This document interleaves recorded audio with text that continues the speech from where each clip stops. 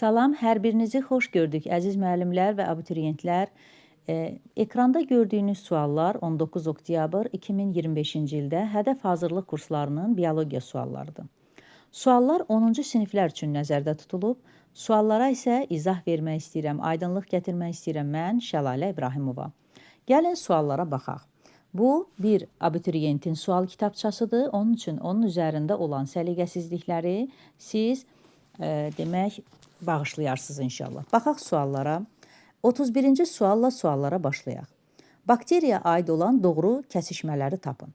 Bu sual tipində doğru sözünün altından doğru fikirləri seçməliyik, yanlış sözünün altından isə yanlış fikirləri seçməliyik. Əlverişsiz şəraitdə sporlaşır, doğrunun altında doğru fikirdir. Bəli, əlverişsiz şəraitdə sporlaşır. İşarələyək. Çox hüceyrəli nümayəndələri var, doğru deyil.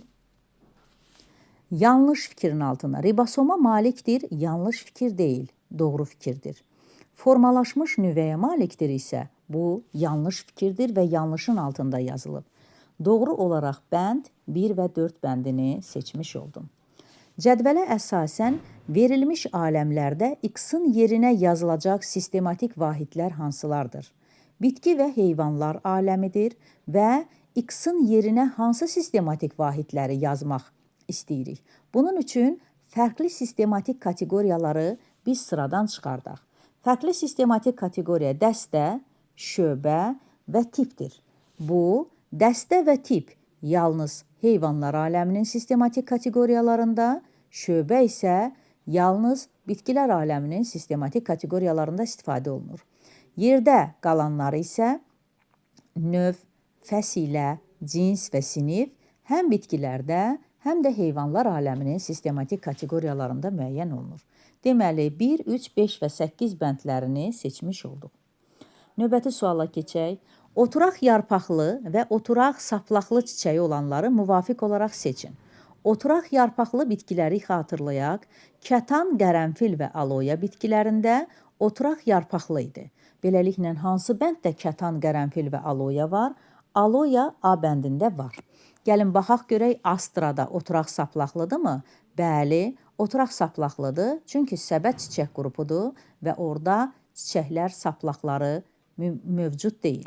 A bəndini seçmiş olduq. Növbəti suala keçirik. 34-cü sualda insan və insana bənzər meymun göstərilib. Yalnız biri üçün doğru olanları seçin. Yəni, fikirlərdən hansılar yalnız bir tərəfə aid olacaq? Barmaqlarında yastı dırnaqlar hər iki tərəfə aiddir. Nitq insana məxsusdur. Maddələr mübadiləsi hər ikisinə, ovucda tükün olmaması hər ikisinə, ictimai həyat tərzi isə yalnız insana məxsusdur. 2 və 5 yalnız insana məxsusdur, insana bənzər meymunlarda isə müşahidə olunmur. 35-ci sualda buğumun yarpağa nisbəti 1/3 olan bitkiləri seçin. Nə demək istəyir? Demək istəyir ki, topalı düzülüşdə aid olan bitkiləri seçin. Seçək, oleandır və qarğagözü topalı düzülüşdədir. Digər bitkilərdə isə alma, tozağacı, bunlar növbəli, yasəmən və gicitkan isə qarşı-qarşıyadır.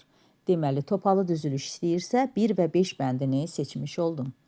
36-cı sualda gövdənin eninə böyüməsini təmin edən toxuma haqqında. Baxın, toxuma haqqında doğru ifadəni seçin deyir. Toxuma deyəndə gövdənin eninə böyüməsini təmin edən kambidir. Kambi hansı toxumanın bir növüdür? Demək, törədici toxumanın. Dolayısıyla mən törədici toxumaya aid fikirləri seçməliyəm. Daxili toxumaları su itkisindən və mikroblardan qoruyur. Bu, örtük toxumanın xüsusiyyətidir. Bitki üçün dayaq, mexaniki toxuma. Qalın qılaflı ölü hüceyrələr, örtük toxuma. Nəql edici funksiya yerinə yetirir. Ötürücü funksiya, ötürücü toxuma. Hüceyrələri kiçik və nazik qılaflı olub iri hüceyrələrdir fikri isə törədici toxumanın deməli xüsusiyyətləridir. 36-da demək Y bəndini seçmiş olduq. 37-ci sualda hansı strukturların sayı dişiciyin sayından çox ola bilməz? Yumurtacıq sayı toxumu yaradır. Ola bilər ki, bir meyvənin içərisində bir neçə toxum olsun. Ləçək sayı da dişicik sayından çox ola bilər. Kasa yarpaqlarının sayı da dişicik sayından çox ola bilər, amma yumurtalıq sayı dişicik sayından çox ola bilməz. Cavab D bəndi. 38-ci sualda A hüceyrəsində olub, B hüceyrəsində rast gəlinməyən hüceyrə strukturları. Sualda demək istəyir ki, bitki hüceyrəsində olsun, lakin heyvan hüceyrəsində ona rast gəlinməsin. Plazmatik membran hər iki aləmdə var, xloroplastı seçə bilərəm. Bitkidə var, göbələkdə yoxdur. Nüvə, ribosom və vakual həm bitkidə, həm göbələkdə rast gəlinə bilər. Uyğunluq pozulmuşdur, yəni söz düzgün tərcümə olunmayıb demək istəyir. Okulis göz deməkdir, doğrudur. Xroma isə rəng deməkdir, amma bunu bədən kimi tərcümə eləyiblər, digərlərinə baxaq. Spor toxum deməkdir. Mitos sap və tel, epi isə üzərində. Doğru tərcümə olunmayan söz B bəndi. Hüceyrəsində kirpikçiyə rast gəlinən canlı, yaşıl evqlena, sözsüz ki, kirpikçiyə rast gəlinir. Xlomidominada, volvox, yaşıl evqlena, bunlar isə qamçılarla hərəkət eləyir. Yerkökü bitkinin meyvə kökünün ucunda nə yerləşir? Hər bir kökün, meyvə kökündə, əsas kökündə, əlavə kökündə ucunda kök üsküyü yerləşir. Növbəti suala keçək. Gəlin baxaq. Şəkildəki meyvə tipi hansı bitkilərdə rast gəlinir deyir. Şəkildəki meyvə tipi buynuz meyvədir. Baxaq, soya və akasiya doğru deyil. Çünki bu paxla meyvədir. Turpu seçə bilərik, lakin noxudu seçə bilmərik. Vəzərək və şalğamın hər ikisi isə buynuz meyvədir. Tütün lalə qutucuq meyvədir. Noxud paxla meyvə, kələm isə buynuz meyvədir. Ən doğru cavab C bəndi. Doğru olanı seçin. Bitki, şəkil dəyişməsi və hansı orqanın şəkil dəyişməsi olduğu doğru göstərilsin. Ağ akasiyada yarpağın şəkil dəyişməsi var, lakin tikana çevrilməsi var, bığcığa yox. Yemişanda tikana çevrilmə var və gövdədir, doğrudur. B bəndi doğrudur. Georgində isə ümumiyyətlə meyvə kök yoxdur. Zəfəranda soğanaq yox, soğanaqlı yumrudur. İnci çiçəyində kökümsovdur, lakin kökümsov kökün şəkil dəyişməsi deyil. Növbəti suala keçək. 44-cü sualda deyir, 3 növ generativ orqana malik olan bitkilər. 3 növ generativ orqanımız çiçək, meyvə, toxum. Hansı bitkinin üzərində həm çiçək, həm meyvə, həm toxuma rast gələrik? 2 evli dişicikli, bəli, dişicik varsa orada çiçək də olar meyvədə. 1 evli 2 cinsli, bəli, burada da 2 cinslidirsə üzərində meyvə, çiçək, toxuma rast gələ bilərik. Lakin erkəkcikli çiçəklərin üzərində biz meyvələrə və toxumlara rast gələ bilmərik. B bəndini seçmiş olduq. Verilən bitkilərin neçəsində ehtiyat qida maddəsi yalnız toxumun rüşeym hissəsində toplanır. Bu suala cavab vermək üçün mən birləpəlləri silim. Baxın, buğda, zambaq və soğanı sildim. Ona görə ki, bu bitkilərdə ehtiyat qida maddəsi endospermdə toplanır. Noxudda, ləpə yarpaqlarında, lobyada da ləpə yarpaqlarında toplanır və onlar rüşeymin hissələridir. Qaymaq çiçəyində isə həm rüşeym, həm endospermdə toplandığına görə, baxın, həm rüşeym də, həm endospermdə bunu götürə bilmərik. Bizə sualın şərtinə əsasən deyir, yalnız rüşeymdə toplansın. Yabanı turpda isə tumurcuqdan başqa rüşeymin hər yerində bunu götürə bilərik. Beləliklə, 3 bitkini biz götürə bilərik. Bir də deyirəm, qaymaq çiçəyində rüşeym və endospermdə toplandığına görə şərtə uyğun gəlmir. Gövdənin hansı qatında ötürücü toxmaya rast gəlinər? Gövdənin qabıq qatının altında floemadır, oduncaqda isə ksilema borularıdır. Özək harda varsa və kambi harda varsa, mən onları seçə bilmərəm. Yalnız oduncaq da seçə bilmərəm, çünki oduncaqda ksilema boruları varsa, qabığın altında da floema boruları var.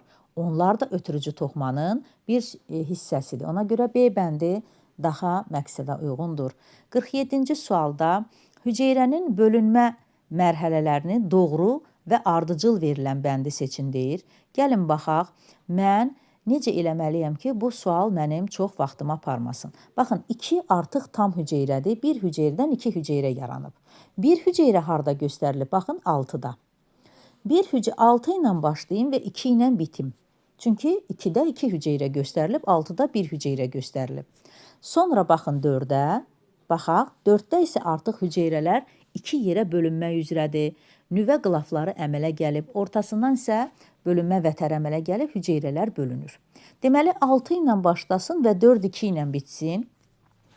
Baxın, bu bəndə uyğun D bəndidir. Gəlin digərlərini də yoxlayaq.